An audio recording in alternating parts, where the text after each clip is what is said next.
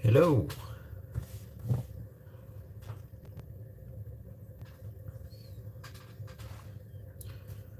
Hello, hello, hello.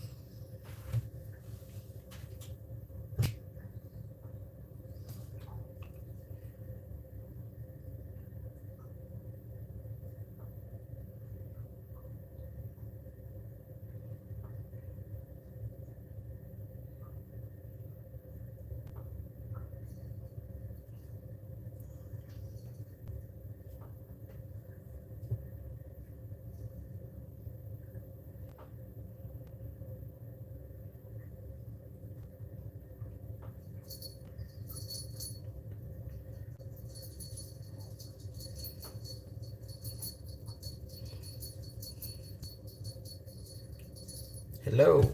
What's good, people? How are you all doing today? What are you guys up to? Let me know. We have the Six Nations coming up very soon, so if you guys are interested in sport, anything rugby, let's have a chat. I want to hear what you guys think. Got a big game. Ireland versus France. Very, very big game. Bro, we want content. Well, I am a YouTuber, so I do have content. Check out my channel.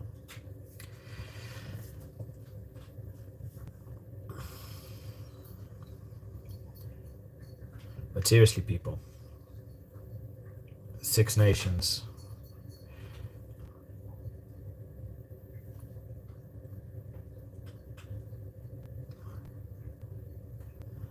I want to hear what you guys think. I want to hear from you. Or even if it's just that, it's meant sport. You know, if you guys are interested in any sport, whether it's football, anything, let's chat. I try to keep up with as much sport as I possibly can. But yeah, what's your favorite sport? What you guys doing? Let me know.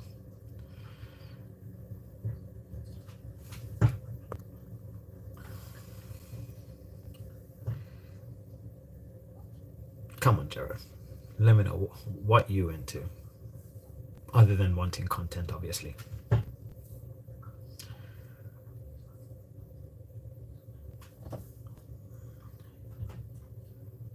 What you guys doing? Let's talk, people. Let's talk.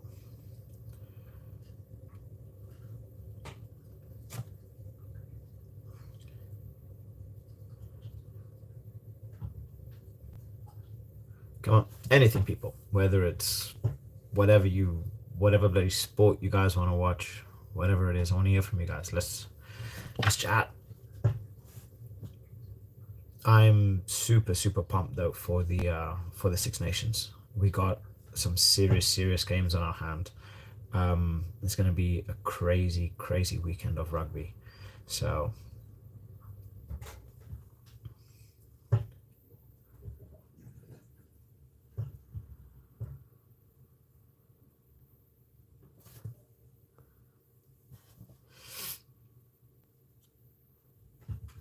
I just want Ireland. I made a video in relation to who I think is going to be playing in the Six Nations.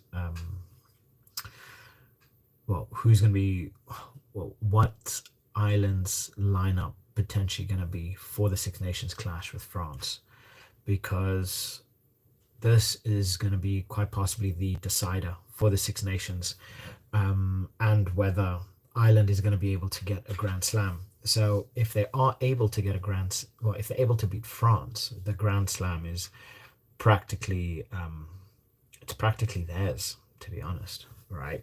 If Ireland win the Grand Slam, that's theirs. Well, sorry, if Ireland beat France, the Grand Slam is theirs. Like there's no two ways about it. And then that is only going to kick Ireland closer to South Africa in the world rankings, because last I checked, the world rankings was only like, I think there was like one point, like a 1.3 difference in between South Africa, who's number one, and New Zealand, who's number two. So it's pretty spicy, and South Africa do have a couple games later on this year. The first one being Italy in July. So the first one's going to be Italy in July, and it's going to be like a difficult game. It's going to be a tight game, that one. So I don't know if South Africa are complacent, even if one for 1 second, we're going to see Ireland back at number one again, very quickly. We're going to see Ireland very quickly back at number one. And honestly, I would love to see South Africa stay number one for as long as possible. But you know what they say. You know what they say. You know, the only way to go when you're number one is down.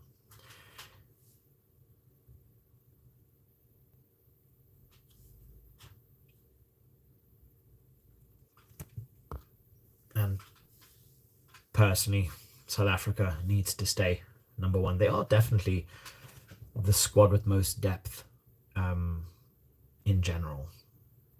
I don't think that there's another. I don't think that there's another nation that holds the same level of depth that South Africa does right now.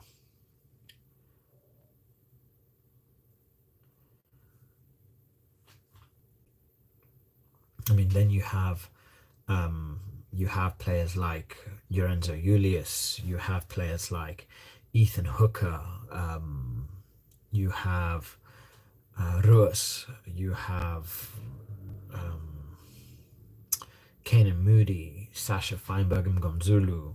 Uh, yeah, like some serious talent on show for South Africa, and these are just like the most immediate, most immediate players that are prepping for this year.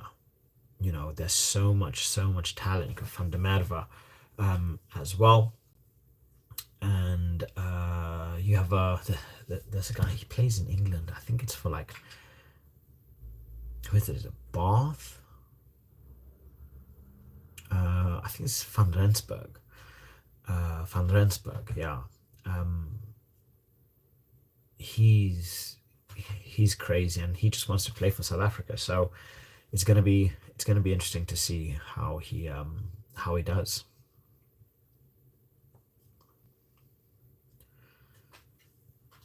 Thanks for the like.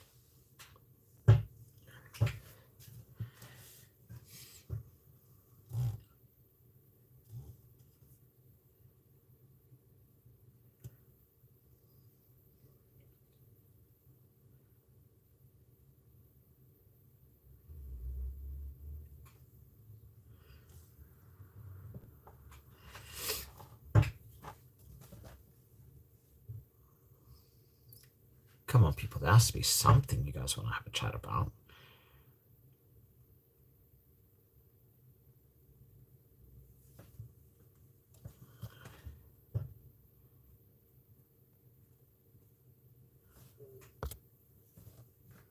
It can literally be anything. Anything you want.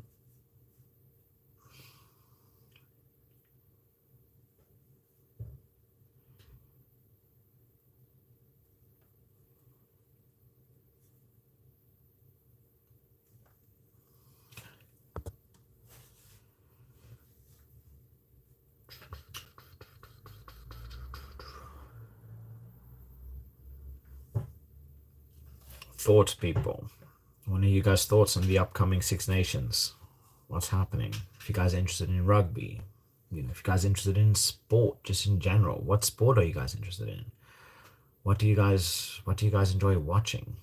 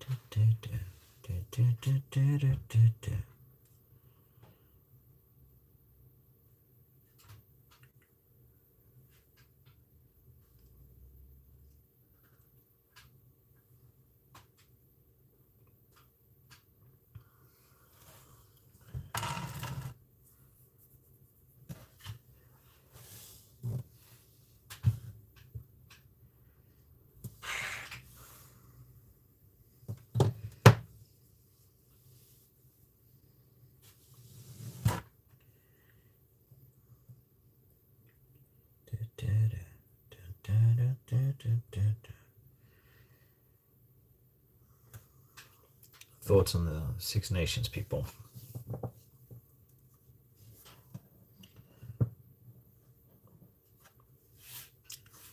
I want to debate some people. There has to be something some of you guys want to have a chat about. Any of you like rugby, sport, football, bloody hockey, ice hockey, American football, basketball, tennis, baseball? There has to be something. I mean, I mainly watch rugby and football, but there has to be something you guys want to talk about.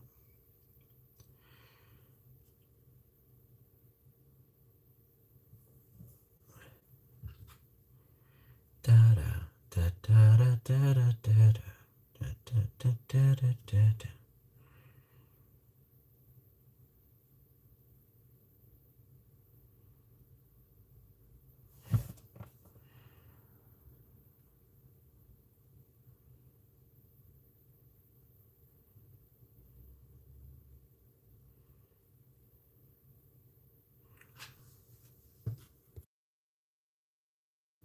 One second, guys. 1 second.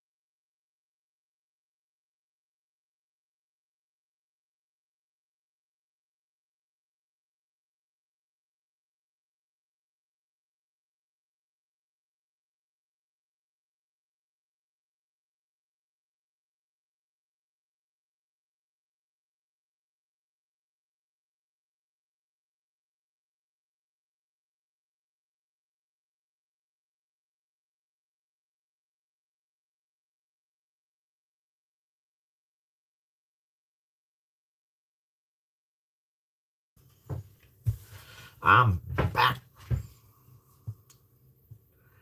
with a vengeance.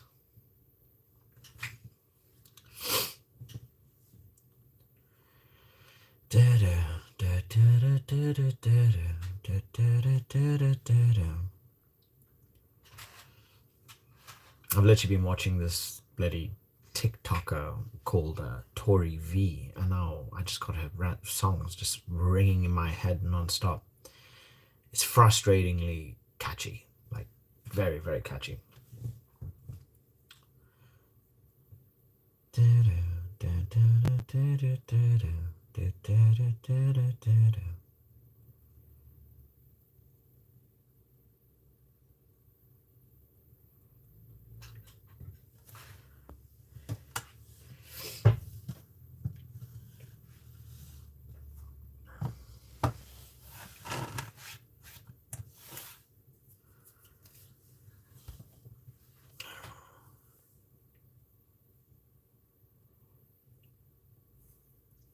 Six Nations, people. Six Nations. Rugby, sport, anything.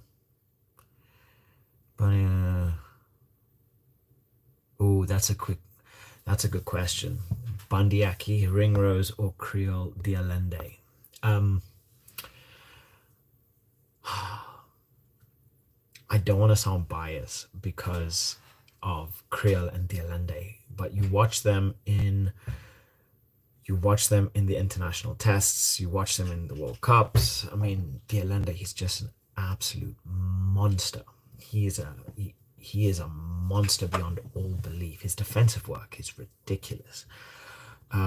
Creole, he's just this. He's got this endless bloody engine, which is ridiculous, ridiculous. It's like these are elite players. But then we talk about Bundy Aki and Gary Ringrose again, more elite, like serious elite centers. It's difficult to choose. That's a spicy one. Now that one, Aki above everyone. I agree with you on that one. I don't even need to be biased or anything like that. I agree with you 100%. Bundy Aki is my favorite center in world rugby right now. Like when that guy puts on a shirt, it's just ridiculous. He gives no shits. He's there. And I say this a lot. Bundy Aki is not playing his best rugby unless he is hurt, unless he has a black eye, broken nose, he's got blood spurting out of his head. He is not playing his best rugby. All right. We saw who was up against Wales. Within 5 minutes of him coming on, he was black because of the Guinness logo that was painted on the floor. So he was black because of that, and then he was just absolutely destroyed, black eyes and everything. But the performance that he put in was bloody phenomenal. It was absolutely phenomenal. There's nothing that can be said other than that. With the 20 minutes, 30 minutes that he played in that game, that was a man of the match performance. So Bundy Aki right now is my favorite center. Like, the guy is ridiculous, and something that they didn't actually show on the TV, which I heard from one of my friends that was actually at the game, was apparently, like, after he did like some crazy tackle or whatever, he went to the bloody crowd and did like this giant war cry, which apparently they didn't get on the they didn't get on the broadcast. So yeah, he's another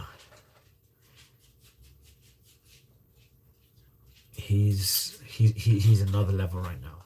Bundy Aki is the most destructive center. Like, his ball carrying ability, his just everything. That is what you want in a player. If South Africa had a Bundy Aki, game over. Game over. Like, don't get me wrong, Dialende and things like that, they are like elite.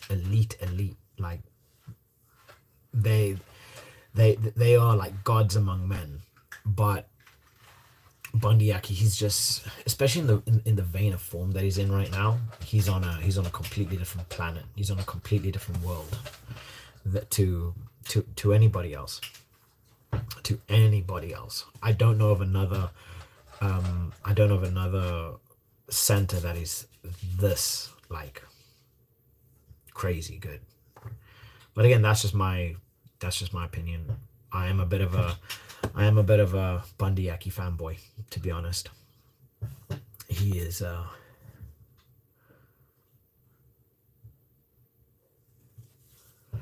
ooh. Now you see, Ireland. I don't feel that Ireland is gonna take it away. I think that this is gonna be a tightly contested game. Um, and I think they will eventually have it back end. They're going to win it back end of the game. I think we are going to see Kelleher start. We're going to see Dan Sheehan come on the 60th minute, and then they're going to run away with it.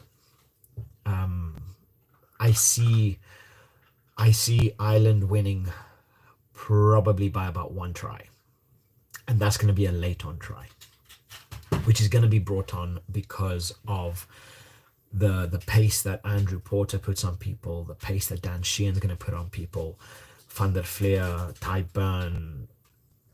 It's difficult to be able to keep up pace and to have this to be able to continue through the entire game like this with Ireland. They are just too strong in the forwards, and we don't know if Miafal is going to be back for France. So if he's not in, probably going to see Giard come in. He had a brilliant performance in the last game, but he's no Miafal. You know, we might see Roma come in at 4. So yeah, I don't know. I think players like Peter Amani is gonna have a stellar game, especially considering he's announced that he's going to be retiring at the end of the Six Nations, which is sad to see because I grew up watching Peter Amani. I grew up watching players like Brian O'Driscoll and so on. But yeah, I think Ireland are gonna take it, but it's gonna be late on. We're probably gonna see a try. We're probably gonna see a try like 76th, 77th minute come through, which is gonna break that deadlock, and Ireland's gonna take it. France, everyone to shreds, just handling errors, stop them against England. I think France will win. Too much power and pace. Now, you see, this is the thing. Apparently, the conditions are not going to be very, very good. And yes, France has torn up everybody. But this is the thing with France. They have such creativity, they have such fluidity in their backs that it's difficult to keep up with them, especially with Roman and Tamak coming back in. And there's no way he's not playing at 10. So we're going to see Antoine Dupont 9, Roman and Tamak 10. Honestly, I think we're going to see Atisogbe coming in at 14, BLBRA coming in at 11, and then you're going to see Mofana and Barassi as your centers with Thomas Ramos as your 15. So that's quite possibly one of the most elite backs in the world. But the difference is Ireland are not like other teams. Ireland are well drilled. Ireland are consistent. They don't make that many mistakes. They aren't going to allow players like Antoine Dupont to play. We're going to see players like Van der Fleer. We're going to see players like Kalen Doris. You know, we're going to see players like Peter Amani who are going to cut off his supplies. They're going to run him down rampant, right? They're going to run him down. They're going to be putting on a heavy, heavy pressure. They are going to be jackling like there's no bloody tomorrow. And we know just how strong that Ireland forward pack are, right? They have ridiculous forwards. So you got to think France have a ridiculous back, right? They have ridiculous backs. But now we got to take in consideration Ireland as well, because they still have Hugo Keenan, who's quite possibly in my sights, outside of Thomas Ramos, the best 15 in the world. Then they have James Lowe, who, again, outside of players like Van der Merwe, and players like Cheslin Colby, quite possibly the best. I think he's definitely the best Northern Hemisphere winger in the world right now in James Lowe, right? Sam Prendergast is playing his socks off. The guy, he's playing well above his ears.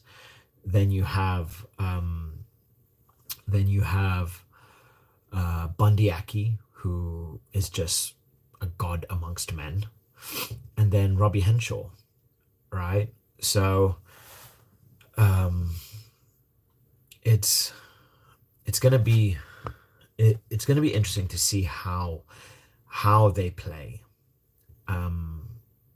Who's gonna want it more? Because yes, there are gonna be a lot of battles, especially on the individuals. But I think if we look back to the Wales game up against Ireland, and you see that pressure that Wales were able to put on them, um, that is what France needs to do the entire 80 minutes to get anything out of this game.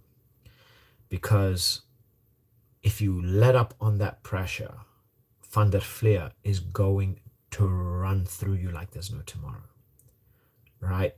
Jameson Gibson Park is one of the most elite nines in world rugby, right? And now I'm talking world rugby. So for me, DuPont is the number one, number nine in the world, all right? For me, DuPont is there. He's up there as one of the greatest of all time. But Jameson Gibson Park is a very close second. The pace that this guy is able to keep, his ability to distribute the ball, keep tempo high, right? Because we all know what France is going to want. France are going to want to play their phase game. They're going to try and ruck. They're going to try and maul as much as they possibly can, especially up against Ireland. And what Ireland need to do is to disrupt their play, break it down, right? Jackal for the ball, try and retain territory and possession, and then work it off. Use Gibson Park's ability to box kick. Use his ability to work the ball to those centers, and yeah, just as Ireland need to contain Ireland need to contain Dupont, France are gonna need to contain Gibson Park, because if you give him a free run, he's gonna break you open like a bloody tin can. He's gonna break you open. This would be a close game. I suspect high scoring, as I don't think either team will be able. Yeah, I'm. I don't have any question about that. I think we are going to be seeing one of the most electric games in rugby. But you got to think, this is being played in Ireland. Now, I have heard of people saying that the Ireland stadium is not like that crazy. The support is not that crazy, but I cannot see how Ireland going to play up against France in Ireland is not going to be an electric atmosphere and going to send everyone into raptures. It's going to be on another level, this game, and I cannot wait for it. I've literally been buzzing for the past week, just like trying to think, what can I do up until this game, because this is the only thing that's been on my mind. I've been looking at matchups. I've been looking at how they can potentially break him down, who's going to be playing. Ty Byrne, I don't think I don't think he's going to have an easy game, but I think he's going to need to have a stellar performance to really make sure that they control that forward pack. And Furlong, Furlong, I don't know about Furlong, because Ty Furlong if he's fit and ready and match fit, he's a starter, right? He he's a starter, right? As much as well as Bielam has been playing, and he's been playing bloody spectacular, Ty Furlong goes straight in. If he's ready for the Lions, Ty Furlong's going in. He's going in for the Lions too. But I don't think he's going to be ready. I do not think that they are going to want to risk him. I think we might need to see him. Um, I think we might need to see him last game of the season, you know, and then start really prepping him for the Lions. But I don't think they are going to risk Ty Furlong, especially considering how consistently he's getting injured. Which was buzzing. Yes, and with England's performance, I have a lot of people that they basically saying, look, England didn't win the game, Ireland lost it, and I can agree with that. You know, Maro Itoje had a brilliant performance. You know, Curry had a brilliant performance.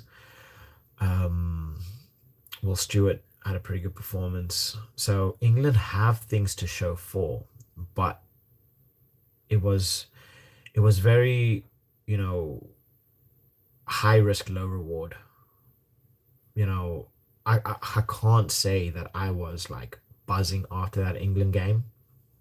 And you got to think this is England versus France. You know, I was more excited about Ireland Wales than what I was in England Scotland, not France. Yeah, England Scotland. So yeah, it's uh, it's a difficult one because obviously we saw the likes of Darcy Graham and Finn Russell. That was a shock as well. And I think Scotland are going to need Darcy Graham to really start, lifting their performances again. Um, but yeah, that was such a weird collision with Darcy Graham and Finn Russell. So I'm pretty certain they were back and ready. But yeah, it was just a bit, you know, ouch. Very ouch. I'd love to see Conan at six. Yes, Conan, he is brilliant, but are they going to choose him over Peter Mani? Are they going to choose him over, let's say, Ty Burn? Because Burn can easily play at six, and Burn is one of the most elite players in the world.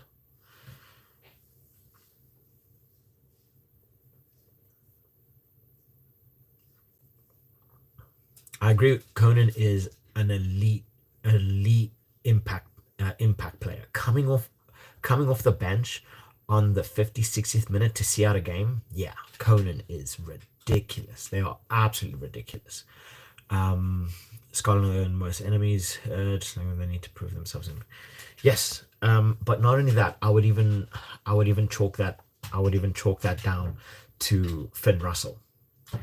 Finn Russell, he is at that 10 position, right? And that 10 position, you are the general of your team, right? You are here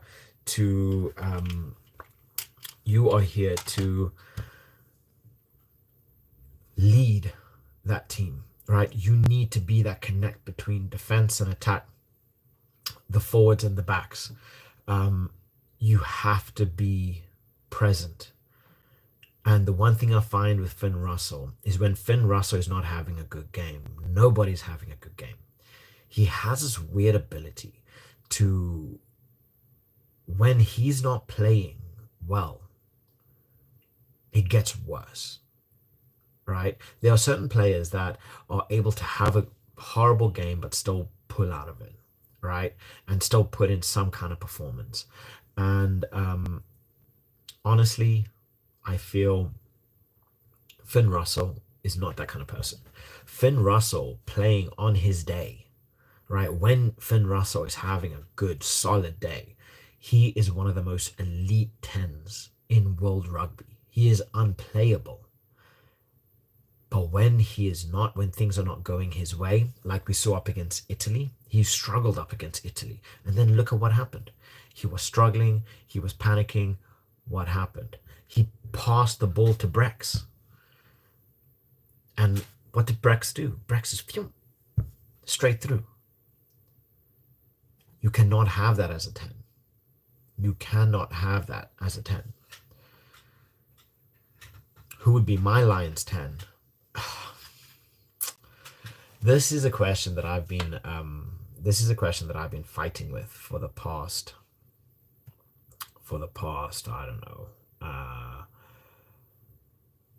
couple weeks. And personally, right now, if we were to say complete performance, like performance wise for the Six Nations, for their country, Prendergast. And I know some of you guys might hate me because he's only got like 5-6 caps. You have Marcus, who has tons of caps, Finn Russell, that has tons of caps. But if it's not Prendergast, it's Marcus. Finn Smith, like I'm actually a Northampton Saints fan, so I'm a very, very big fan of Finn Smith, and I'm loving the way that he's playing right now. And then you putting him with some of the most elite players around him, it could definitely be there to improve him. But personally, I think Prendergast, his kicking ability, the presence of mind is there for the Lions, right? And see, this is the thing with England's dilemma at 10, because you have Marcus, who's originally a 10, right?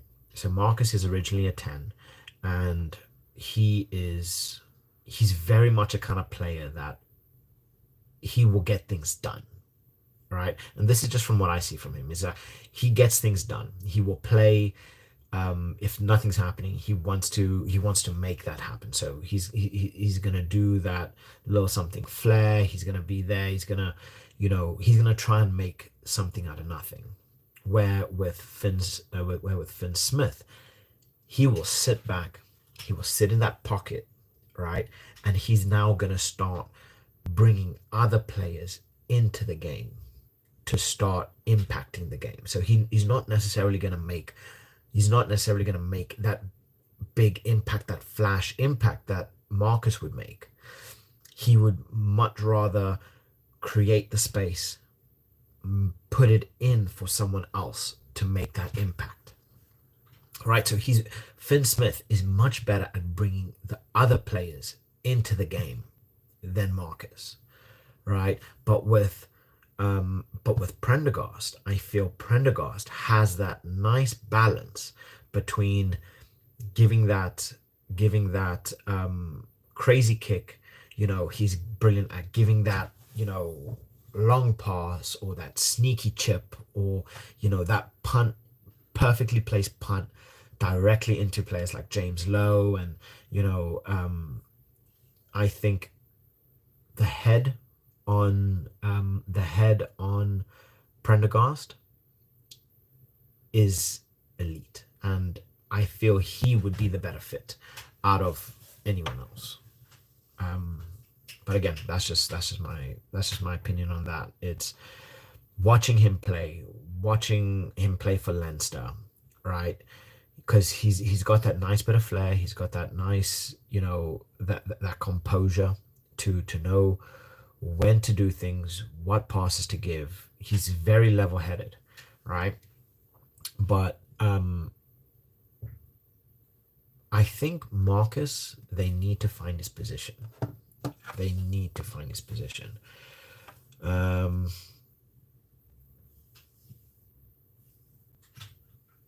Yeah, I love Marcus, but clearly England played better when Ford was at 10. and I'll play better with Finn at 10. Yeah, I don't know. Like, I really enjoy watching Marcus Smith play. Like, Marcus Smith is one of my favorite English players to watch, especially for the Harlequins. And it's always bloody annoying.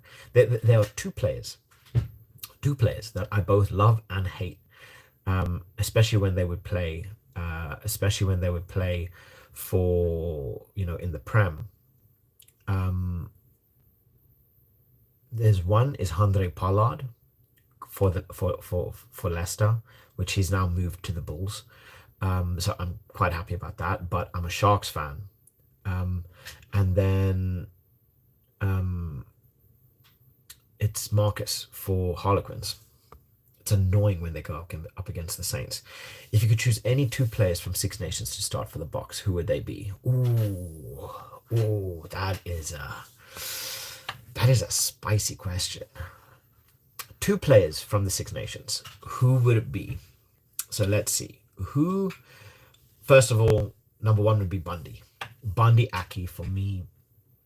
Um, okay, I'll stay away from Dupont. That one is just that one's just fair. To be fair, I wasn't gonna choose Dupont.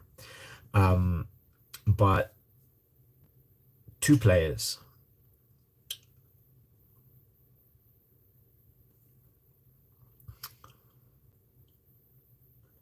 Honestly, for me, I would go Bundy, right? So I would go Bundy as a center, even though we have Creel, we have Dialende, we have Lorenzo Julius, we have Ethan Hooker.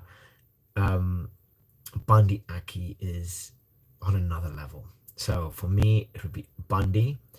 Um, oh, don't remind me of bloody World Cup 2023 Bundy Aki. Playing up against the Springboks, I was terrified. Every time Bundy Aki would touch that ball, I was terrified. I didn't want to. I put pillow up my head. I didn't want to watch him play. He was the most scary player for Ireland, like outright. He was terrifying. Um, so I'll choose Bundy.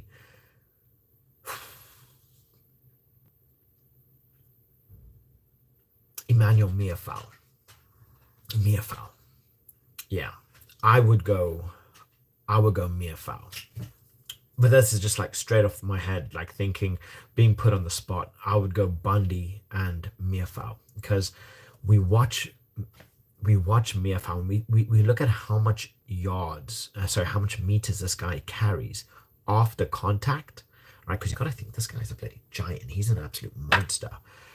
Um, so I would, yeah, I would go Miafal, but that's a difficult question, right? Because I love Van der Fleer.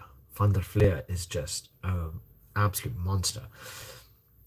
James Lowe as well, right? So imagine having Cheslin Colby at 14, James Lowe at 11, Bundy Aki at 12, Creel at 13. That'd be bloody terrifying. That would be terrifying. And then we have the forward. So um you could have Oxenche at loose head. You would have potentially Bongi or Marks at hooker. Franz Malherbe at tight head.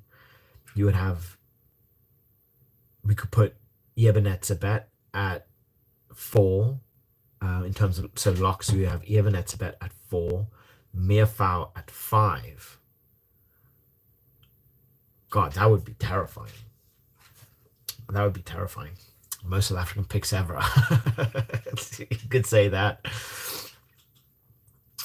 But this is the thing. It's that having that fight, right? And this is something I absolutely love about Bundy Aki. Is he brings something to the game which you do not find. And at the risk of sounding very biased and very South African, you do not often tend to find that level of intensity outside of South Africa. I'm not saying other teams aren't like intense, but you look at that drive, you look at, that pure dedication, right? To that dedication to wear the shirt, um, to have that, uh, to have that passion for your nation. And that's something Bundy, he has it, you know, like in bundles. And you watch when South Africa play. It is that drive that gives them the win, right? It is that never say die attitude, which is what gives them the win. You look at Ibn Etzebet. When do you not see that guy giving his all for his club and country? He is there, he is present, and he is an absolute monster. The guy is terrifying, right? But he's always there. He gives everything he possibly can for his, you know, for his club, for his country. So he's, this is something that Rassi, he intentionally installs like he's fitting it into people like a bloody alarm.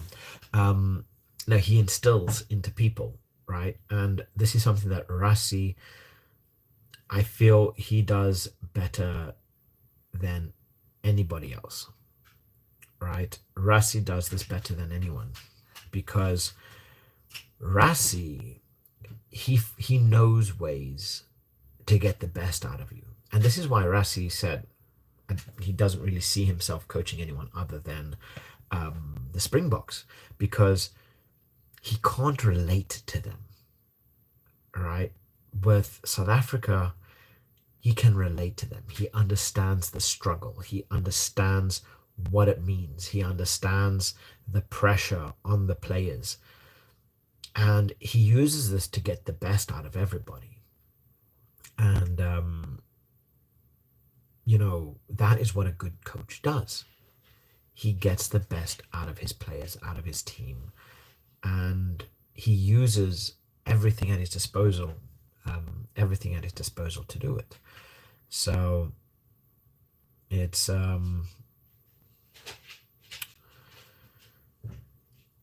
this kind of passion that I love about players. Oh, Peter Steph the toy. Like, if you ever want an engine, right? If you ever want an engine for a team, you choose Peter Steph the toy. The guy is just like, personally, I think he deserved that. I really, really do think he deserved that Player of the Year award. And it does also go to show, what team obviously had the best year when you have three South Africans in Etzebeth, Cheslin Colby, and Peter Steph du Toit, and then you had Kalen Doris, all nominated for World's Player of the Year. And the performances that he put through, just the tackles, the bloody line breaks, the steals, just everything is just ridiculous. Absolutely ridiculous. Like, when you say a war god, yeah, definitely 100%. That guy is a bloody war god. And it kills me to see that he's 33, 34 years old. So he's probably only going to get he's probably only going to get maybe the next World Cup, and then that's him done. It's going to be difficult. 24 tackles in the World Cup final. Yeah. War god, like you say. Monster.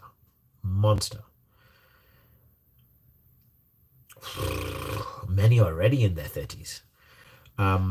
So we have Ibn Etzebet, who is 34. You have Peter Steph du Toit, who's 33, 34.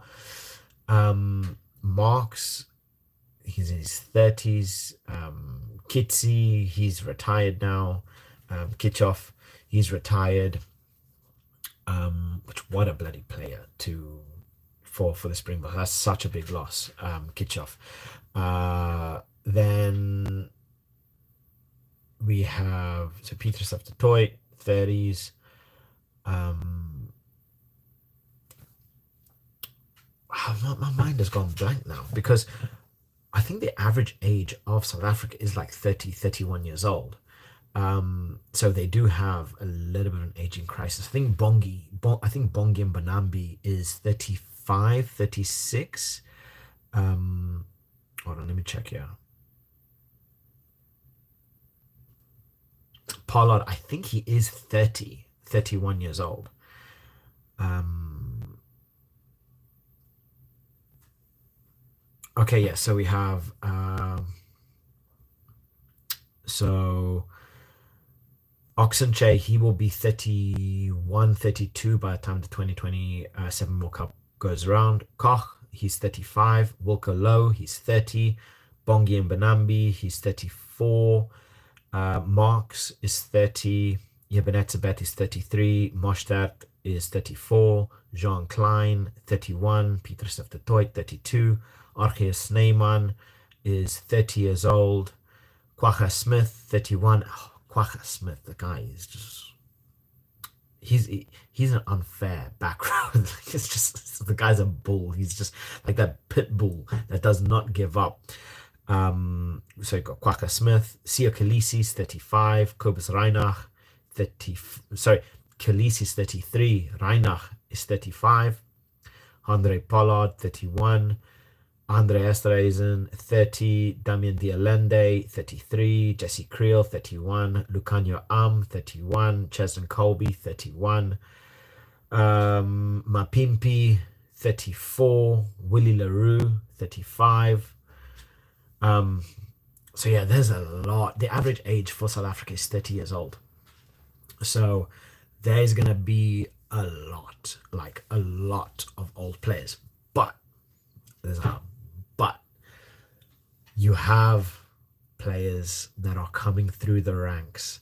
Like if there's ever a player that you wanted to replace your number 10, right? Having Andre Pollard, who is already in his 30s, having Sasha Feinberg Mgonzulu. I can never bloody pronounce that surname. It is just like I just call him Sasha Feinberg. It's easier. Um, he's what 21, 22 years old. Elite talent. He's along the lines of that Sam Prendergast.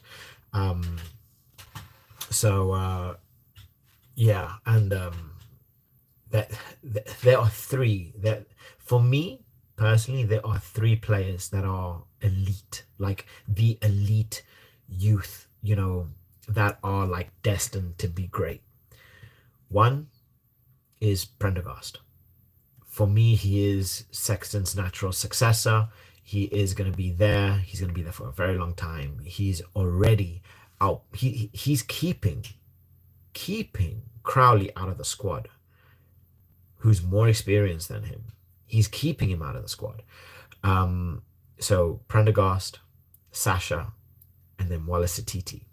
These are three players that I feel are like they are destined to be great. Like we talking potential international captains and really leading their players on. But yeah, I mean, you look at a lot of the elites the players that are coming up, like your Cameron Hanekom, you have your Hendricks brothers, we have Kanan Moody, Lorenzo Julius, Ethan Hooker, you know, and there's a couple more that has Van Rensburg, that I can't think of off the top of my head, but South Africa have a good crop of talent that is just sneaking their way through. But this is a very, very big but here. Um, I do feel South Africa are going to struggle when Ebenezer retires. And honestly, I see that happening. I see that happening sooner rather than later, because we've seen this. He picked up a concussion. I think it was late last year. He picked up a concussion, and he's not playing any rugby. The headaches and whatnot, they keep coming back. So honestly, he's what, 33 years old, 34 years old. Yeah, but that's about getting still getting headaches after that concussion. I can't. He might not even make it to the World Cup. You know, because obviously the effects are lasting much longer than what they would, and we all know the desire that Iabenatsabeth has, and what he's going to give to every single game. So personally, I'm very much a big component on. I want to see players. I want to see players walk. I want to see players talk, and I want to see them living, right? Because rugby is such a demanding sport. It is such a demanding sport, and it's like, what can you do? You're getting into your mid 30s. You've made your money. You've probably got a couple companies here and there. You've probably got a little bit of real estate as well. You aren't going to be worrying for money anytime soon. Go and live your life. You look at Kitchoff, right? He had neck surgery, so he injured his neck in a scrum, 20. I think it's 2024. He ended up getting surgery on it, and he was talking like, oh, I want to come back. I want to come back to rugby. And then what happens? He retires. Where is he? 33, 34 years old. I think he's about the same age as Ibn Etzebet, maybe a little bit younger. Uh, so actually, let me check. How old was he?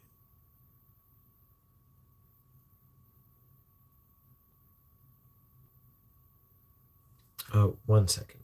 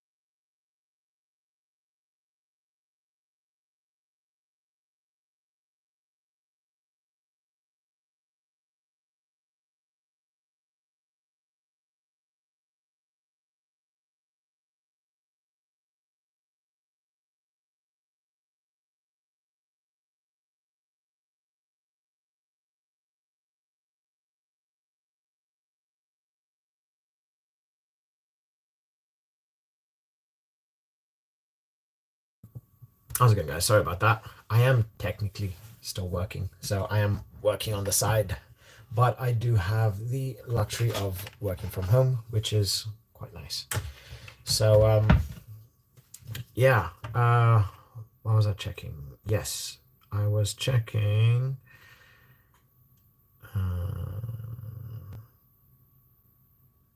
Khaleesi, Kitsi. Oh, he's not here for some reason. Stephen Kitchoff.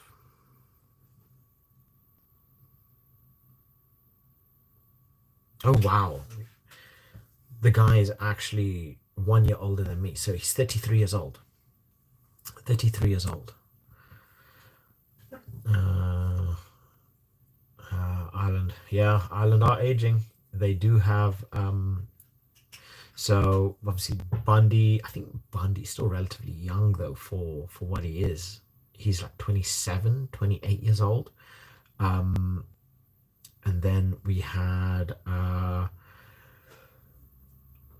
James Lowe, who's 31. I think James Lowe's 31. Byrne, I think he's 30, 31. Furlong, he's like 34, 35 years old. Um, Omani is 35. He's retiring. Who else? Jameson Gibson Park, he's 30. So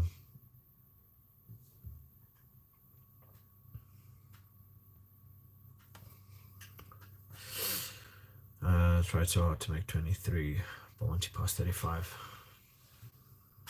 Yeah, that's true. Is it Chukwu, McCarthy, Jim McGrath, Prendergast, Crowley? Yeah.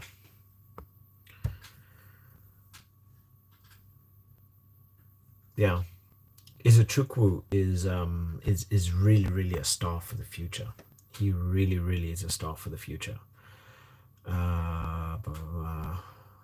Yeah. So Henry Pollock, he's proving to be such a monster, like an absolute monster. I cannot wait to see Pollock really really pushing the boundaries, right?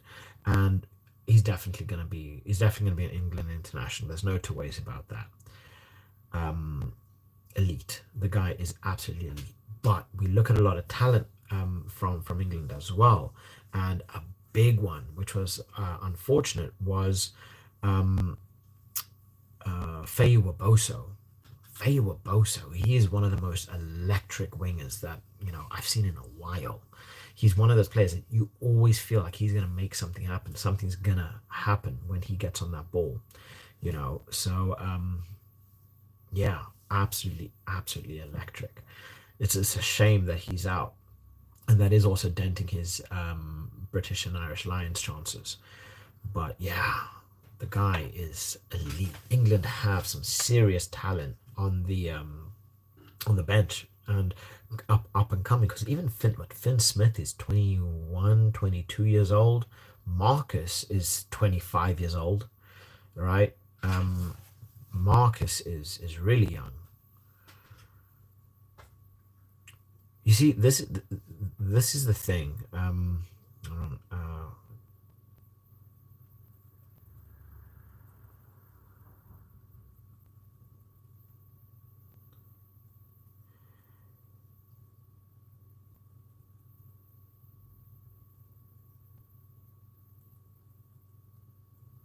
See, with Tommy Freeman, he's not the fastest player in the world, and we all know that. Freeman is not the fastest player, but what he brings in physicality, what he brings in the air, and his mental is elite. And we saw this up against France, right? And you look at the pressure that was put on Penaud. You look at the pressure that was put on BLBRA. It was not that, oh, France are playing necessarily horrible. They were putting on so much pressure. It was Penaud and BLBRA could not handle them. And we saw this time and time again, especially with Ollie Slightholm versus BLBRA. BLBRA could have had a couple tries there if it was not for Slightholm. What Slightholm did is he didn't allow BLBRA to run into space, which he loves to do because he's got quick feet, he's very agile, he's able to slip and turn you, and next thing you know, he's free. What Slightholm and what Freeman was doing is they were closing them down, and they were using their space wisely, right? They instead of necessarily doing a big tackle, what they were doing, they were filtering them into crowd, right, into space. So the best way I can think to explain it is imagine a sheepdog, right? Wanting to get sheep into a certain space. What do? They work around the sides and they bring them in to where they want to be, right? Where you need them to be. And what Slytom and Freeman were doing very well is they were not giving them any time or space on the wings. They forced them to come inside where there was traffic. And what happened? A lot of traffic. France wanted to play quick ball. The pressure that England put on France was really good, right? Quick tackles, in your face, forcing them to make mistakes, forcing them to think quick. And things happened, So Freeman, he's a very powerful and athletic player. He is a very, very powerful and athletic player that he's so underrated. So underrated. And he's only getting better. He is only getting better. Trust me. I watch Freeman play on a weekly basis for the Saints. He is only getting better. And this back combination of Saints, I feel, is working brilliantly for England right now, because you have Alex Mitchell at 9, you have Finn at 10, you have Freeman at 14, and then you have Ollie at 11. And yeah, serious talent here. And like I say, they are only getting better. They're playing week in, week out with each other. Now they're coming to an international stage and they're doing it again. So they are playing, they are really playing elite.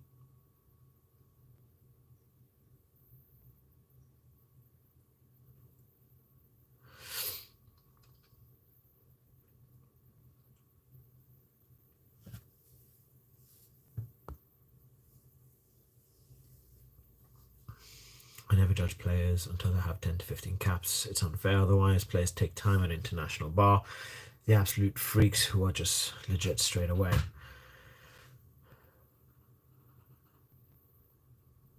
Yeah. Yep.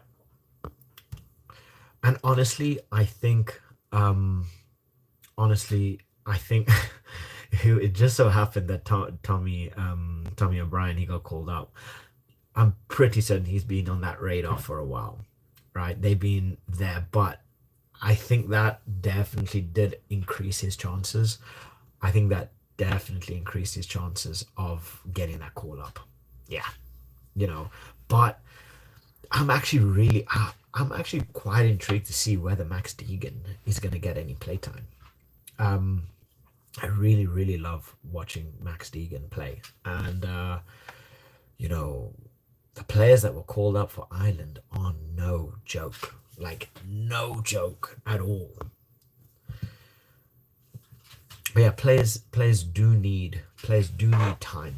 They they do need time, especially at an international level. There aren't many players that can come into the fray and really start putting in performances like crazy. There's not many people that have that straight up ability to do so. But sometimes you have those elite freaks of nature, like your Prendergast, who came in, played very brilliantly, and now he's effectively taken that 10 spot for himself with under 10 caps. I think he's got like 6 caps to his name or something like that, which is absolutely ridiculous. Literally 6 caps to his name, and he's already there. He's playing with some of the best in the world.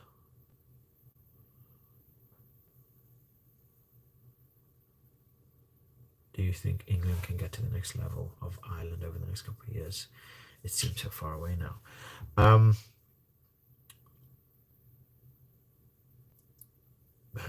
do I think they can get to that level? Yes. You look at the talent that is on show, you look at the talent that's already there. you look at the performance that are being put in, especially with Maro Itoje now being captain. Maro Itoje being captain is was a very, very good choice by Borthwick. I think that was probably the best decision that Borthwick could have made coming into the Six Nations, because we saw the performances that happened in August, right? Um, we saw how things played out, and since Itoje's come through as captain, we've seen a changed England. And again, you look at how it's played, right? You look at a lot of the games in the Autumn Nations. What happened? England played their bloody socks off. They played their socks off for 50 minutes. 50 minutes they played their socks off. And then what happened? Every game they were losing, come the 80th minute, come the 90th minute, the 70th minute, the 80th minute, they were losing. They were getting, the late tries were being scored on them. They didn't have that drive. They weren't pushing themselves. And look at what happened. But now, Itoje's come through as captain. Changes are being made. Look what happened. England are consistently being difficult at the latter stages of the tournament, right? So we look at the Ireland game. Everybody was just saying, "Oh, Ireland, they switched off," right? Ireland, they switched off for the last 50 minutes, for the last 20, 30 minutes of the game, which is why England were able to get those late points, because obviously we saw Tommy Freeman get a try on the 82nd minute, and then who was it? Curry? I think it was Curry who got a try on the 78th minute, which helped bring those points in line. But everyone was saying, "Oh, it was just them." It happened. Ireland switched off, which is why England, England were able to start gaining some traction there. But then we see it in the next game. Right? So whatever's changed is working. Whatever has changed is working big time. And if England are able to solidify this and then have players like Henry Pollock come in, have players like Faye Waboso come in, have have a lot of these players, it's only a matter of time, right? It is only a matter of time before England are fighting there. But Steve Borthwick, he needs more time. And yeah, I think that's the thing. Time. He needs more time. When he's been in the job for a year, everybody wants immediate results. Everybody wants, "Oh, you got a new man, you got a new coach. Oh, we're gonna win the World Cup. We're gonna win the Six Nations. We're gonna, we got this new coach." In anything, I start a job today. I'm not gonna come in bloody proficient at my job immediately. It takes time. You got to work it. You got to find flow. You got to, you need to understand the players. You need to understand what makes them tick. What motivates them, what demotivates them, how to get the best out of your team, right? Which players form better packs, which players work better together, what kind of pressing system might work better for some than others. Each team is different, so they need time, and England can get there. What do Ireland have to do to finally get a exactly final and win it? What do I think was missing in the World Cup 2023? That's a good question. Ireland, I don't know if it's pressure.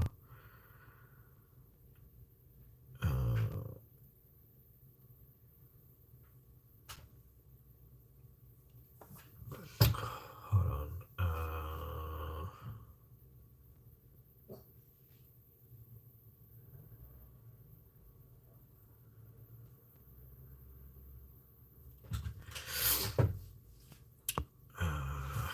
Ireland.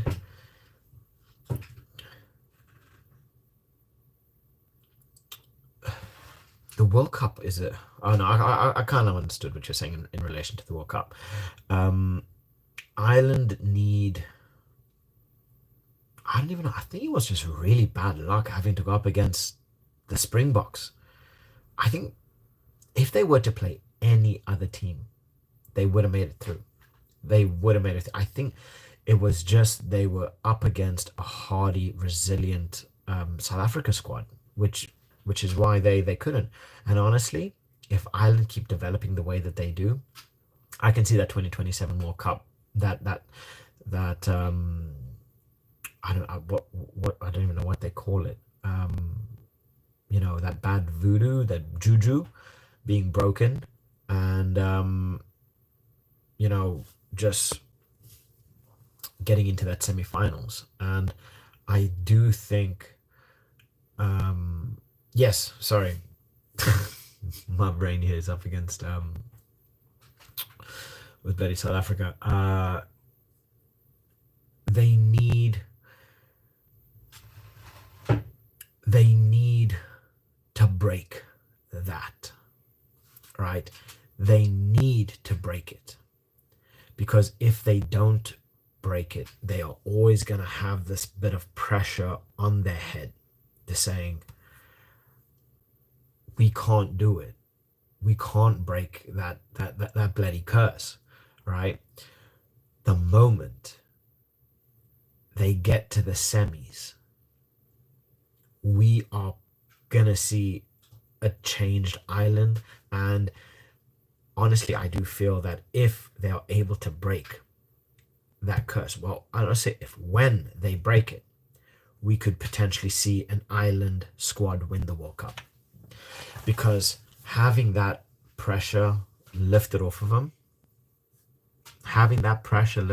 them, it would set the tone, it would change them completely, and you would see a revitalized Ireland squad.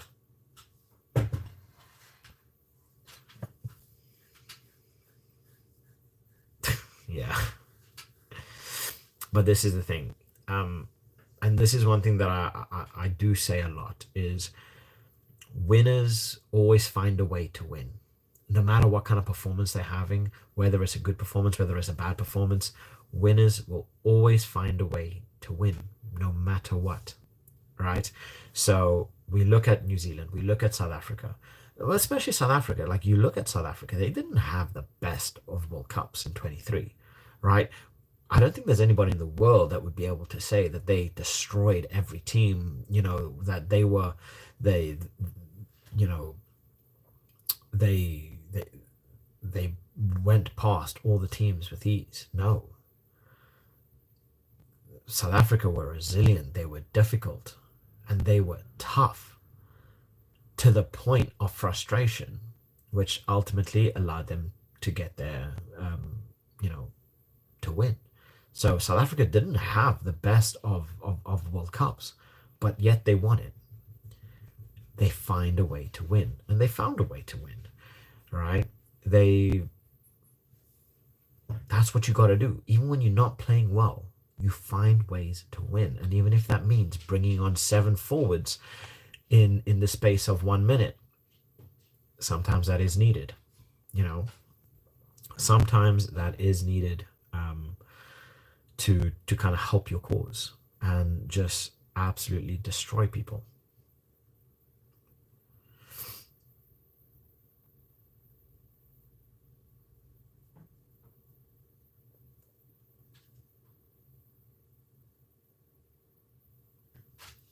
Like, I mean, you can't tell me that that the Springbok 7-1 split isn't effective.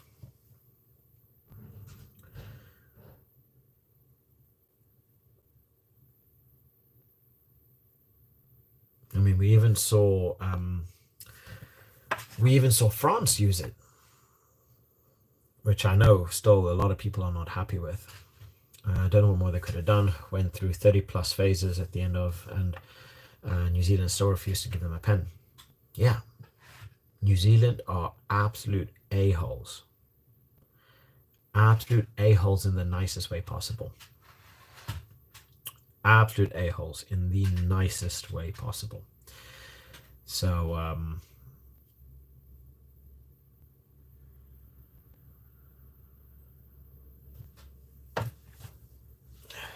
and you know what? I get a lot of people that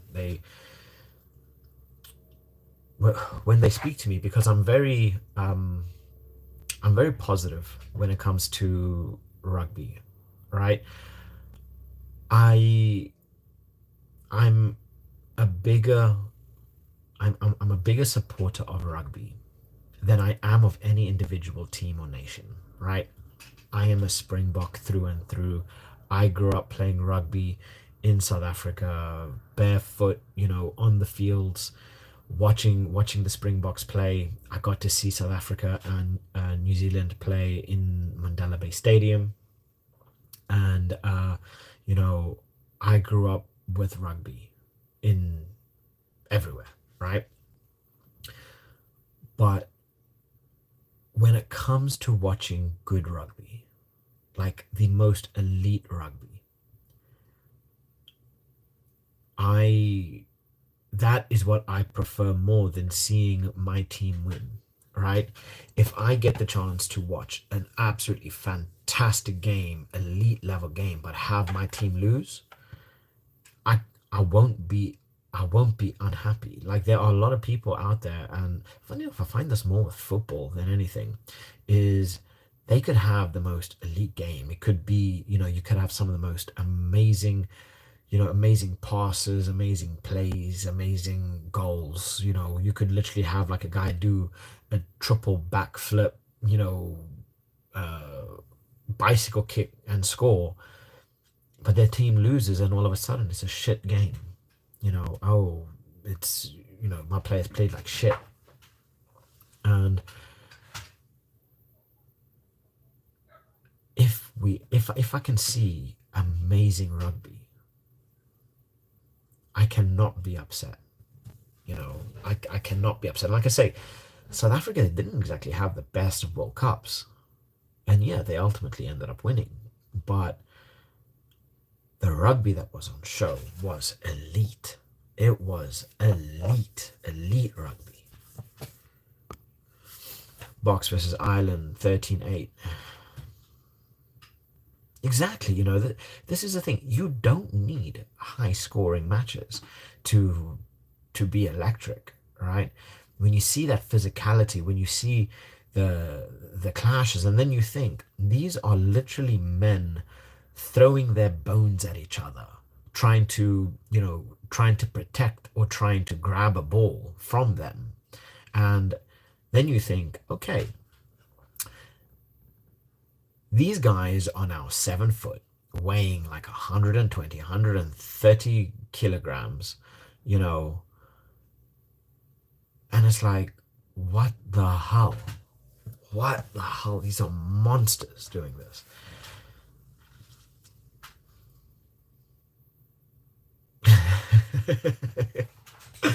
um, Honestly, I would not be surprised. I would not be surprised if Rasi was like, because Rasi thinks long term, right? He thinks he thinks end game. So he's like, you know what? If we lose this game, but just by a little bit, but not by too much, right? We just lose it, and we could go the other route, right? We can go the other route around. We can go the other route around. Uh, New Zealand, and potentially face them in the finals, because South Africa, when South Africa get into the finals, they don't necessarily lose now, do they? Especially up against New Zealand. So they were like, look, we would much rather take our chances in the final than in the quarterfinal. I could definitely see Rassi do that, but Ireland, they just played bloody well. Ireland, mm-mm. I, I, I wouldn't want to diminish Ireland's performance. I, um,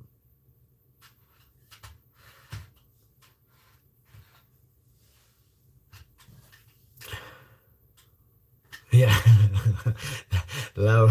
This shows just how bloody strong James Lowe is. Like, the guy is a monster. Have you seen the size of his arms?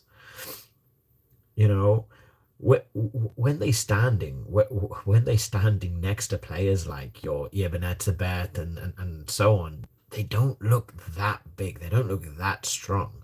Like you see Jesse Creel in person, you think that this guy's a bloody bodybuilder, like a bloody power lifter. He's giant.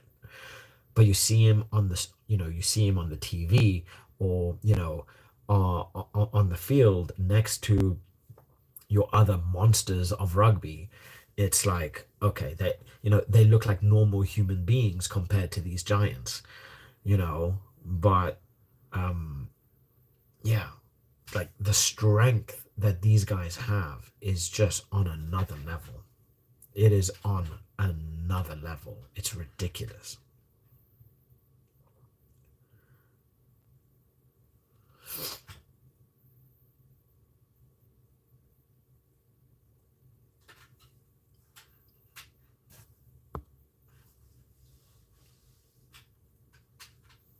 Yeah, but we all know that right now there is only one team there is only one team that can truly contest South Africa.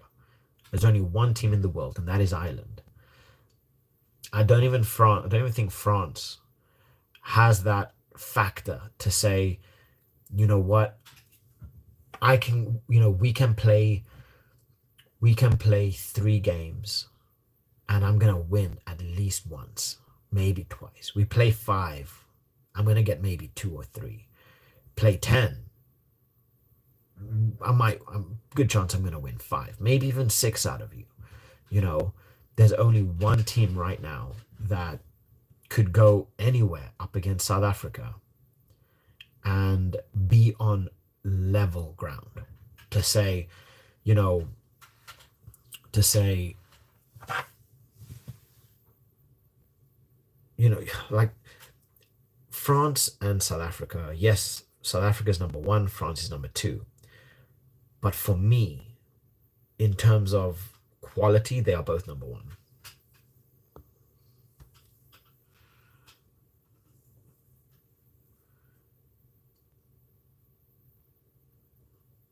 Yeah, it's very true. Very, very true. Very true.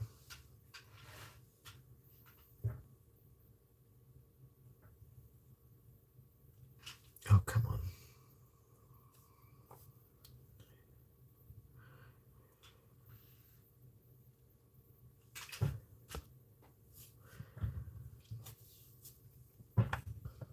I don't know. I just feel this Ireland side is the strongest we've seen Ireland in a very, very long time.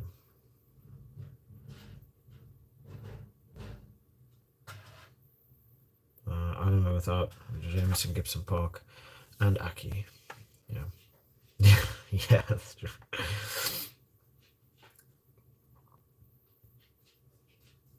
Then can we just take a second again, just to relive just how much of a monster Bundy Aki is, right? I saw a picture of him because, like, you see him on TV. I saw a picture of Bundy Aki in the gym, and that was some of the most terrifying bloody pictures I've ever seen. Bundy Aki is a scary, scary human being, And then I actually had a conversation with a guy in relation to Ireland. Oh yeah, definitely, definitely. I am a Bundy Aki fangirl. Like, with me, there's a couple players that I truly, truly do love. One is Bundy Aki. Two, Cheslin Colby. I'm a big, big, fangirl when it comes to Cheslin Colby. And then it's Andrew Porter and Ebenezer. Oh, obviously Dupont. Like, right now, Dupont is like king for me, especially at scrum half. But Yeah, there's just those these there are just certain players which are just like elite, and I do fangirl over it. I would love to meet them in person though. I got to meet the Beast in Tarira before, the Gentle Giant, one of the most lovely people you'll ever meet. Courtney Laws, yeah, I think that's the correct Laws. Courtney, ex Saints player and so on. That now he can't play for England because of stupid RFU rules. Yeah, Courtney Laws was a Courtney Laws. Well, I say was a specimen. Like he doesn't play anymore. Courtney Laws is a ridiculous player. And how stupid is this bloody RFU rule that doesn't allow Jack Willis to play for England? How much of England's problems would be solved having Jack Willis in their squad? Like, it's stupid. Or sorry, as the French call him, Jacques Willis. The guy, he's played some of his best rugby since the Wasps dissolved. Right, the Wasps dissolved. Is Willis a guaranteed start? Yes, 100%. If Willis was to be able to play for England, immediate immediate starter. No, no two ways. No two ways about that.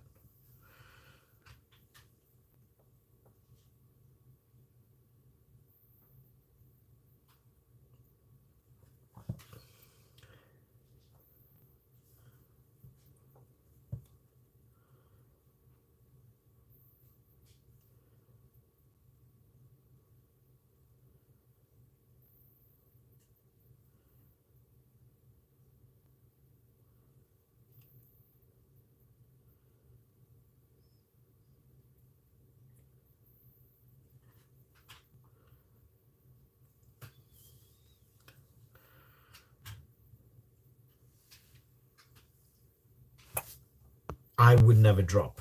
Um, I would never drop Tom Curry, but Ben Earl is still a very big decision. Um, but you could always play Earl at eight as well. So Ben Earl at eight. So options to rotate, but I wouldn't if it was going to be anyone to drop, I would probably drop Earl for um, Earl for Jack Willis if it ever had to come to that. But Ben Earl is just a monster as well. Ben Earl is a scary human being.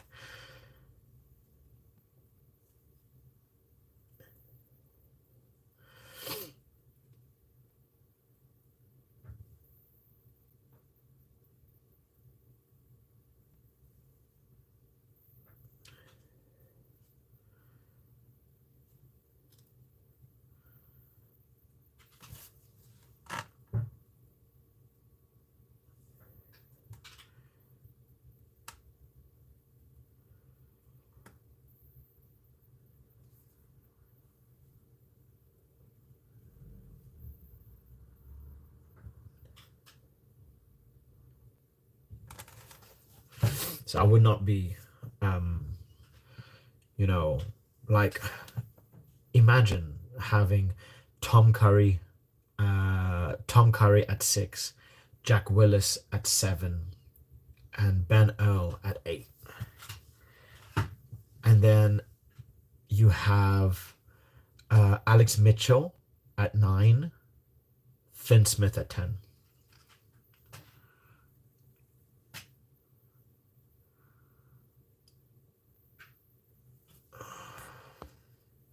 I really like Chesham. I call him I call him a fridge with legs.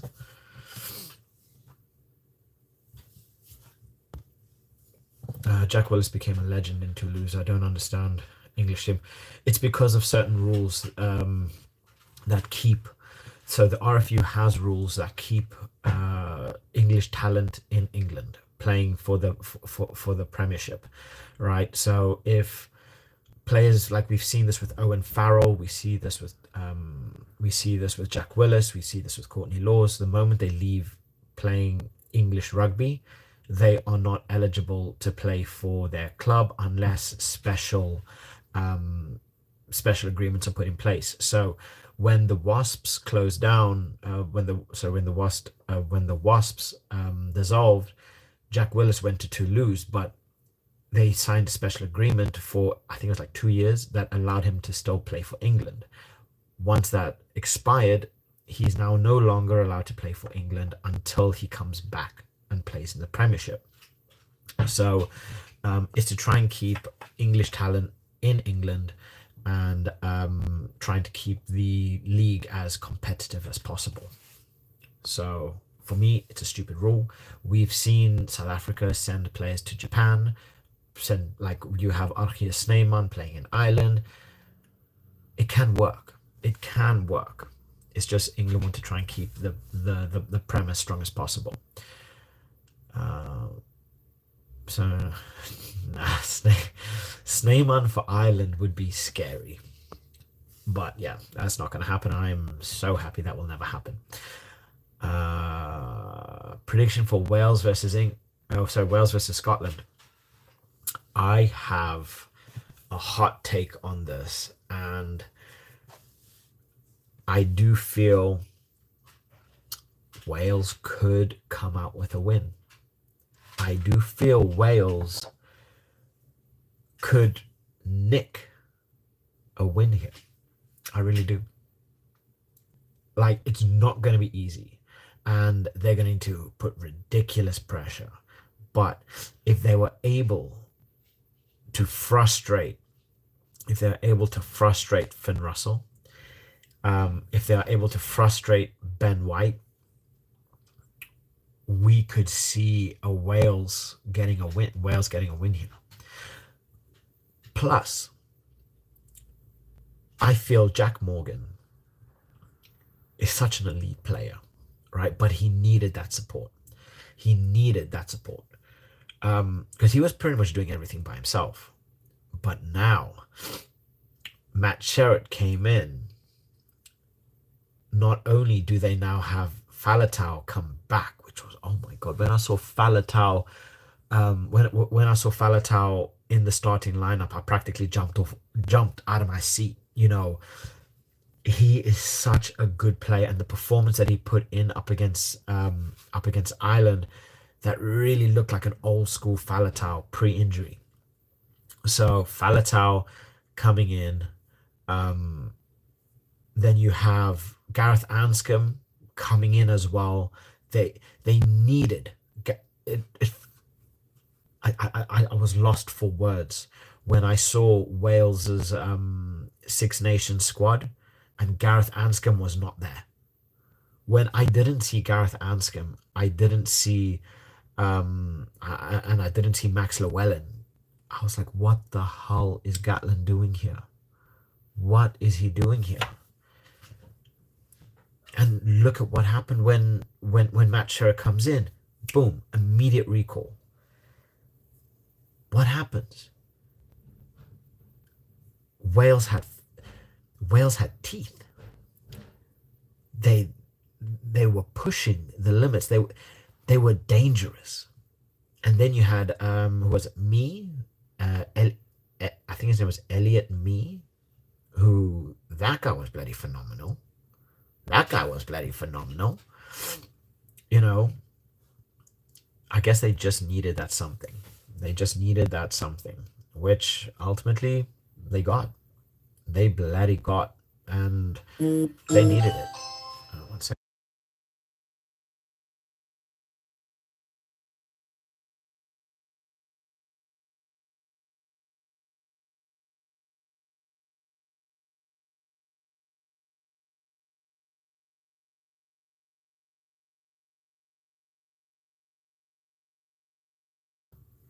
Good old Amazon deliveries. But yeah, where was I? That completely threw me off. Wales, yes, they had, they finally showed their teeth, which was needed. It really, really was needed because we saw a Wales of old. We saw Wales of a couple years back, a dangerous Wales. Over the past year, I don't feel that there was any point that I was truly certain that England could win a game. There was no point where they gave me confidence to say, look, yes, you guys are going to come up with a win. Because every time they got the ball, it's like they didn't know what to do with it. It's like they were scared to play with it, you know? But then you saw up against Ireland that ferocity, that pressure. It's like we're watching a completely different, it was a completely different side. It was a completely different side. That was a scary Wales. That is the Wales that was needed for many, many years. Well, I say many years. For at least the last year. That was like, that's what you wanted out of them. A scary Wales.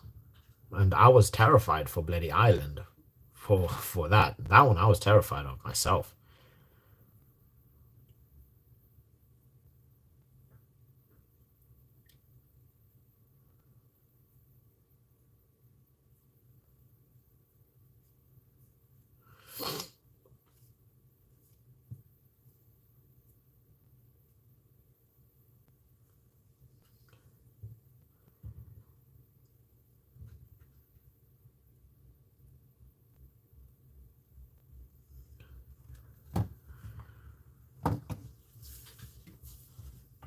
Yes, definitely.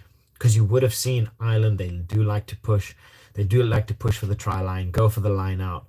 But Wales were very good in the line out. They were very good in the scrums. And they, they put Ireland under a lot of pressure. But what happened? Ireland figured them out. What happened the second half? All we see points, points, points, points. Okay, we're getting some distance here. Let's put that pressure back on. All right. Ireland figured them out. And, you know, it it ended up working in their favor. But did they have Ireland for a good little while? Yeah, they did.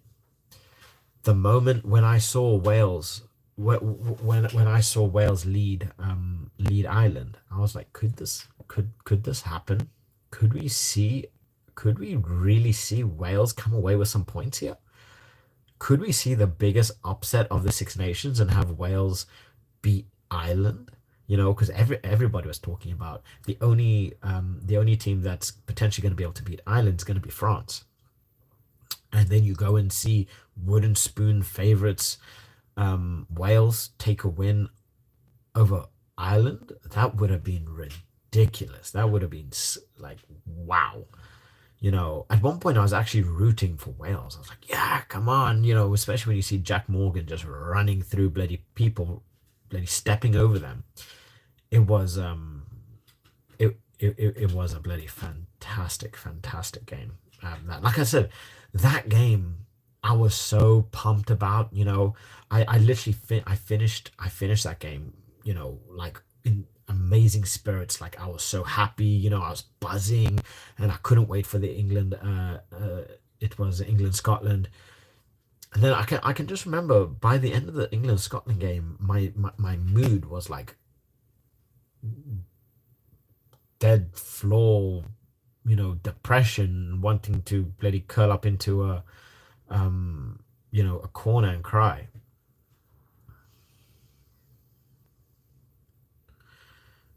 Yeah. You know what that reminds me of? That reminds me of Faf de Klerk. That small little guy who likes to tackle and likes to go through all the big guys. And it was so funny. I think um it was the little bust up between, I think it was Joe Marler and Faf de Klerk, where Marler was pissed. Just I think Faf de Klerk must have said something to him, but he literally had him by the shirt, like swinging him around, and all you see is Faf just laughing his ass off. Um, but yeah, like it's sometimes these little guys, that they don't care. They don't care. I mean, we've seen um Cheslin Colby lift players, like lift forwards off their bloody feet. Like we've seen Cheslin Colby flatten forwards, which is scary. I mean, what he's like 5'8", 5'9", but then again, his arms are about as big as he is tall. So um, he's that's another bloody specimen of a player. But yeah, Tommy Rafal, he's so good though. Like I feel Rafal is such an underrated player. I do feel Rafal is such an underrated player.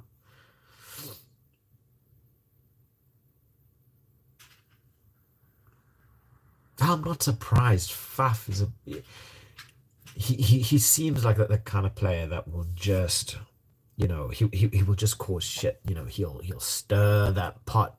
He's just gonna be there stirring that pot, making as much possible shit as possible. Because look, he gets under your skin.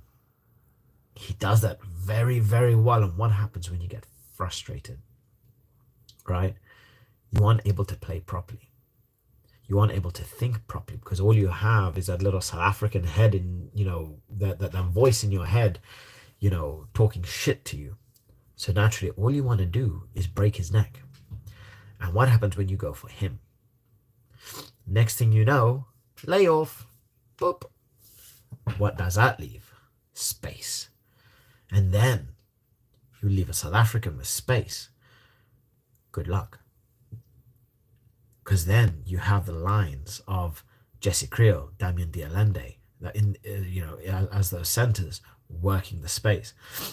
You have players like your Ibn Etzebet, your Malcolm Marks, your Bongi, your Oxenche, that are then going to be, pushing for meters, running into you like there's no bloody tomorrow. And then next thing you know, more space is open, then more space is open, and the next thing it goes to Cheslin Colby. And what happens when Cheslin Colby gets speed? Once Cheslin Colby gets in his bike, there's no stopping him. There is no stopping him. Exactly. That's kind of what you need, Big brother. He just goes swats people away, Hey, don't come here with my little faffy. Boost club, bah. Go back to your corner. But yeah, it definitely does help having a 7-foot monster come to your aid. It kind of reminds me of my older brother when we were younger, because we the schools that we went to, we always went to schools with our cousins who are much older, so my older brother, he would cause shit, he'd get into a fight, he'd then go run to my cousins who are fucking giant, right? They'd run to my cousins and he's like, hey, him, kind of reminds me of that a bit, made me chuckle. But Colby, I'm biased on that one. Colby, I love James Lowe, but Colby's ability to break your legs, he will literally break your ankles. We saw in the World Cup what he's capable of doing. We've seen in the 2019 World Cup, we've seen in the 2023 World Cup. He's what you want. He's the kind of player that you want. He does everything. He's everywhere. He's got pace. He's got strength. He can turn you. The guy can practically do anything. That's why he's Rassi's utility man. I just feel he has that edge on James Lowe. But yeah, this is what I say. James Lowe is the best Northern Hemisphere winger in the right now. Yeah, bloody. Let's talk about a mismatch: Freddie Stewart and bloody Cheslin Colby. I wonder what the outcome is going to be for that. What could possibly be the outcome? But yeah, it's. I feel Colby just has that little edge over him. I mean, his rundown in the World Cup will forever be immortalized. You know, where he literally ran down that the penalty. And what happened? What happened? It's moments like this that win you games. Moments like this where Cheslin Colby has that desire to run that ball down, right? And you think how bloody fast he is to get to that ball. You think how fast he is to get to that ball. Scary. Scary. But anyway, guys, I gotta go because I gotta pick up my kids from school. It is getting on that time. I do agree with you on that one, Ollie. Yeah, Doris is ridiculous. Such an elite player. And like you say, at 26 years old, ridiculous. But guys, look, it was lovely having a chat with you. Whoever's still in the stream, please like and subscribe. It really does help my channel grow. I am very close to that 1,000 mark. So I'm really hoping to reach that before the end of the Six Nations. But I am going to continue doing more live content along with general videos. I am going to be putting out a video of my selection for the upcoming game between the Springboks and Italy in July, along with some injury news and so on. But I do have a video that came out just earlier today in relation to my picks for the Ireland France game. So make sure to check that out. And guys, it was lovely having a chat with you. And I'll catch you guys in the next one. Bye.